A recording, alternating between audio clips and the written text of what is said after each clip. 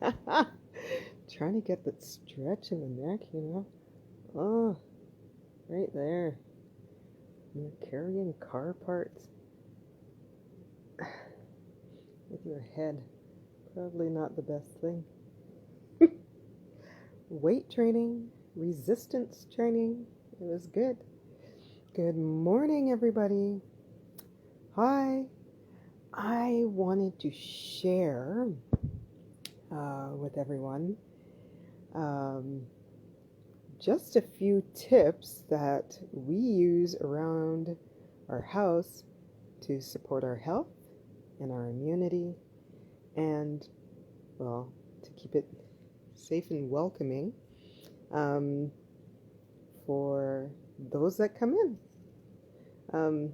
And right now it's just us. So, yeah, I had a friend message and ask um, what things that we do around our house to um, help to support some of our health challenges that we face here or have faced in our household.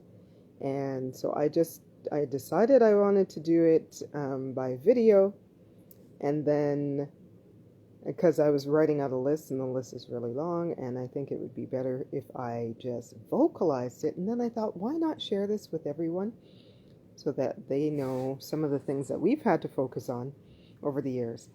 So welcome in our household. There's a few things. Um, uh, One of my sons and I experience, and I say experience, I don't say have as a form of ownership because it shifts and changes and has changed over the years. But we experience asthma, and it's an environmental induced asthma. Part of it has to do with chemical sensitivity and the pathway that chemical exposure or trauma or toxin created in our systems and how our body responds to that. So it's referred to as multiple chemical sensitivity. So it's hard to tell, um, except for the fact when we start experiencing symptoms. Usually, I would like to think that I would notice first, and then I can kind of navigate my space, and that tends to work when there's fragrances that are really strong, and then they start.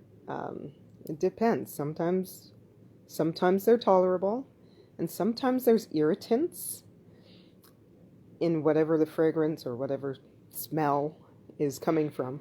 For some people, they'll smell flowers and that's it. For me, it tastes like I just sucked on like the tablet out of the toilet. Do you know what I mean? Or that smell of the one that's used for the urinal? Yeah, that.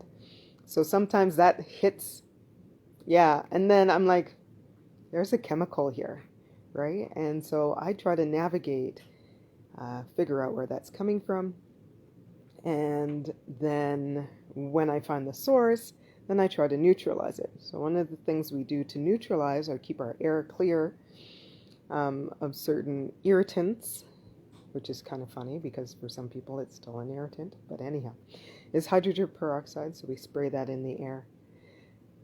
Come out of the way, give it a little sec, and then come back, and it's usually kind of clear. And it's known to neutralize scents and odors. It also creates burn kind of experience chemically because of the extra oxygen molecule. And so it's used for disinfecting, for sterilization. There's wipes that they use in the hospital and clinics to wipe down, and those have a concentration of hydrogen peroxide in them. So they use that for cleaning, and so we use it as well. So we'll spray it in our bathroom. So we have a bottle in our bathroom. So, if somebody ever has, a tinky, then they can spray it in the air, and that helps to neutralize the odor. The benefits of eating a plant-based diet. Not so many tinkies. Well, more so whole food. Anyways, TMI. But good to know. And we use it on doorknobs, light switches, to clean. Um, and as well, if we've had people over or have people over, as well. We use that to clean. Um, we use laundry detergent that's usually referred to as free and clear.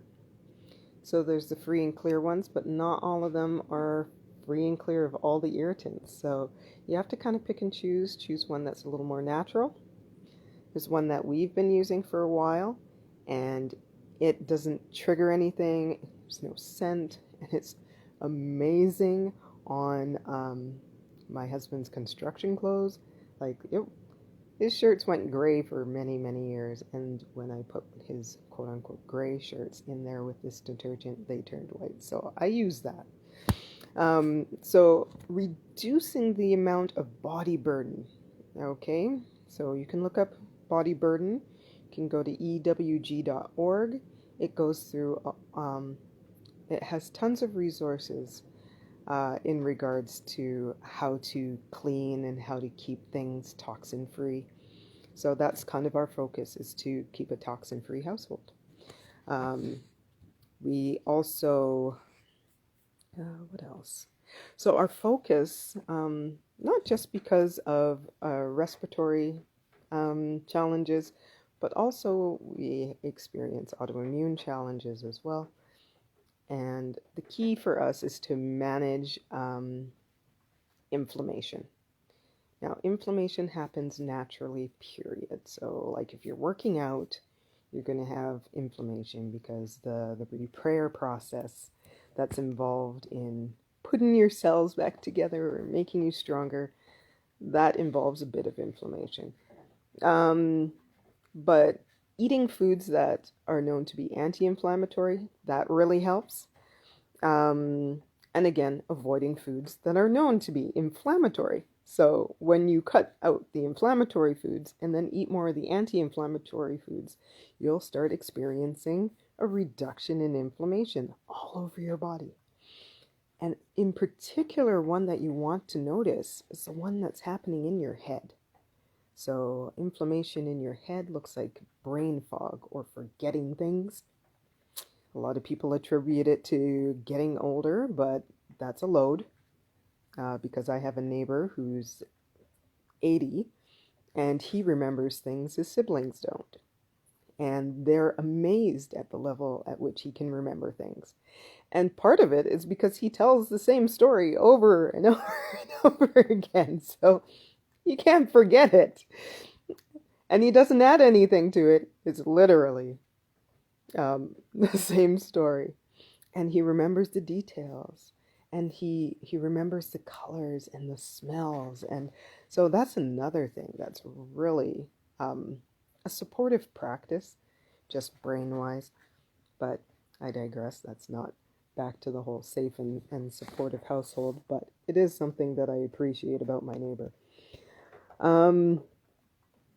What else? So, yeah, so that can be different for everyone. What kind of foods? The ways that we discovered was I had done an elimination diet years ago, 20 years ago. Wow. Okay. And then from there, I knew about the gluten not serving me, and then we were able to pinpoint a whole lot of things and track it down. So other elimination diets that I've done takes out certain things. So a common one that's known for inflammation is dairy foods, and the gluten that's known for inflammation. So those are things that we don't have in this household, mainly due to intolerances.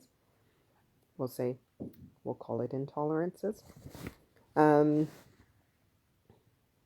As well, let's see. So anti-inflammatory foods, you'll know which foods to try and eliminate through elimination diets. Household products, so cleaning products, and those are known, scientifically known. They've done the test to contribute to indoor air pollution. So these are things that you want to kind of have greener versions of. My former workplace, they were switching to greener versions of cleaning products, etc., in the environment. So those are things to look for. Um, and there's lots out there. There's lots. This is not a new thing at all. It's totally possible to do this. Um, what we use vinegar. I just pour the vinegar in a spray bottle, and that's what I use to clean countertops. You don't necessarily want to use that on stone countertops. So, again, there's green cleaning products that you can use that are safe for stone, marble, granite, etc. But we don't have stone countertops, so we just spray away and clean that off. Most of our surfaces we clean that way with the vinegar. Um, Vinegar and water. That's it. What else? And then we have plants. We have plants in here. It's been a long struggle because I'm not good with growing house plants. I grew up in a household that was like a jungle. There's tons of house plants. But survival-wise, it's been a struggle. And I grow a garden every year outside, and that's hit or miss. And inside, it's about the same. But I've got some really tolerant ones. There's a struggling little palm behind me. We have the snake plants, or referred to as mother-in-law tongue. I don't like to refer to it that way. And then we have spider plants, and there's a whole list of air cleaning house plants that you can find on the NASA website. Just put in your internet search, NASA houseplants, and you'll find it that way. What else? I've got it written. Oh yeah, so the household products. Switching all those out, because technically if you're using a laundry detergent that is an irritant, like highly irritating, you're in that 24/7. And that could just be contributing to overall inflammation all over your body all the time. All the time. So something to keep in mind. I see a lot of people that struggle with the inflammation and the complaints about the headache and the difficulty sleeping and the sore throat, and their eyes hurt and they're always having to use eye drops. And you can see that their body, not necessarily that they're overweight, some of them are overweight, but it's an all over swelling kind of look. It looks like edema. So little things that you can do is just to try changing out your laundry detergent. Now, to keep in mind, some of the chemicals that we use now are very, they're, what do they call those? Polychemical? Petrochemical. Haha, got it. Petrochemical based. And if you've got synthetic fibers, so polyester and stuff, those will just bond and make home there. So it'll take a while to neutralize and wash and get that out. So just something to keep in mind. There's ways to get it out. I'm still experimenting because we still come across some of the used items that we get. Those were heavily washed in somebody else's detergent, and it's a challenge to get some of those neutralized. Sometimes it works. Sometimes we just have to donate it and pass it on. So something to keep in mind. Wash before you wear. If you're buying things straight from the store, I used to work in the fabric industry for years, and I know that they are preserved, the fabrics and fibers, with preservatives. One of the main ones that we experienced was what was it called? Formaldehyde. Formaldehyde was a big thing, and the hazard that we had to pay attention to was, again, breathing and nervous system, right? A lot of my coworkers, they were losing feeling in their fingers and then had breathing issues, right? And that was just because of the poor circulation of the air in the store. That wasn't good. So again, if you're in the clothes 24/7, you haven't washed them yet, straight out of the store, you need to wash those first before you put them on. Wash them, launder, get them clean so that that preservative fabric chemical is not on them. Again, they create irritation in the body and interrupt certain processes.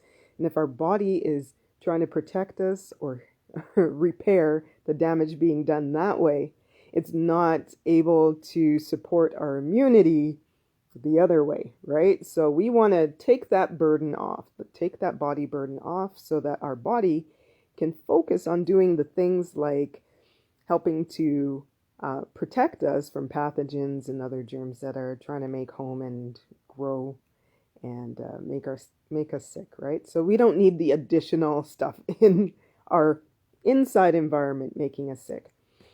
So my focus in our household is recovery. How can we recover from a day out and about in amongst everybody and all the things and the toxins and the stuff that we have in our everyday environment? How can we come home, clear that out, and so that we can reset and be good to go for another day, right? So with that, how else can we recover? We can make sure that a lot of our foods are mineralized. What does that mean? Well, in the plant-based world, it means that you're eating more whole foods, particularly more raw foods, because they'll have the enzymes to help to break down the food that you're eating. A lot of processed foods don't come with that enzyme. So what you're eating, that enzyme is what helps you to break down that food. If you don't have that enzyme, you should probably be taking digestive enzymes to help if you have a higher processed food or higher cooked food diet. And it's okay to get a little help because technically what's digesting our food is not us. It's the microbes that live in our gut. Again, another tip is to have a good microbiome. So making sure that you have, we'll say, good bacteria and microbes in your gut that help you to digest your food properly, right? And having that healthy balance, that also helps to build your immune system because healthy ones give you the vitamins and nutrients that you need to build your body. The not so good pathogen, we won't call them pathogens, not so healthy or beneficial microbes, because that can be fungus, that can be bacteria, that can be parasites. What they give off after they've eaten what they like to eat is not so beneficial for us. So that's kind of how we tell. Another thing that we contribute to is hydration in household. I don't do well with tap water at all. Here in Edmonton, they have chloramine and chlorine that they put in the water, plus the fluoride. And my boys have a reaction to the fluoride in the water, so we get filtered water. That's not, yeah. So we use filtered water. And if you can get structured water, that's great too. And we also add not table salt, but the sea salt or the pink salt. And that helps to kind of create it more alkaline. It also gives it an ionic charge so that your body is more ready to use it at a cellular level. And the next thing on the list, again, remember, this is a list that I'm making for a friend that asked for help because they're in a recovery process after having experienced, compromise in their health. So they're looking for ways to change their home environment to better support their rest and recovery on the other side of things. We ionize our household. Again, it comes back to the house plants that we have. They're negative ions, we're negative ions, our computers, electronics, appliances, the wiring in our walls, that's all positive ions. And so those are, they're battling it out with our energy.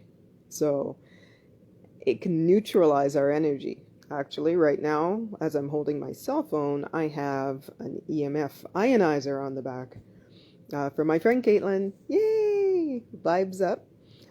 As well, I got this lovely bracelet, which I did not put on. I had it on and I took it off. But she gave that to me as well. So, but finding ways to ionize your environment. So I know that there's some air cleaners that have the ionizer built in. There's also salt lamps. So you can get the Himalayan salt lamps. Let me see if I can get over to where one is. Sure, thank you. Thank you. We'll say Amma. Thank you for sharing. Let me see if I can pick it up. It's really big. Okay. I can't pick it up. Anyways, that one's the big one. But we have them in every room in the house. That one right now, I have it sitting over the vent so that as it warms up, it just blows it through the air. I figured it was a fancy idea. Usually they have a little bulb inside that heats it from the inside, and then it works that way. So that's also something that you can use. So the ionizing helps to give extra negative ions into the environment for all those electronics to kind of be neutralized that way, so they're not using you as the source for the balancing of those ions, right? So there's a whole lot of science behind it. I'm not very I'm good at sharing it when I have all the notes in front of me, but right now I'm just giving tips. We also have things like shungite in the environment. That's been known to help to minimize the effect of EMF, which is electromagnetic frequencies.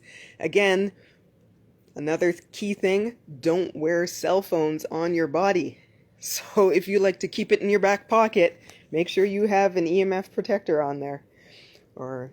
Right? So that it's not neutralizing you throughout the day, right? So that, again, it compromises your energy. Your energy is key to healing your body and keeping it healthy. Keeps your cells energetic and able to do the work of protecting you or to function properly. So those are just some of those tips that I have. So going non-toxic, keeping the energies balanced in your household, avoiding irritants, mitigating inflammation by eating anti-inflammatory foods, and then as well hydration and making sure that you get some good quality filtered water into your system. Again, filtered because the non-filtered interferes with the balance of the microbes in your gut, and those help to keep your immune system up and going. So, as well as the energy from raw whole food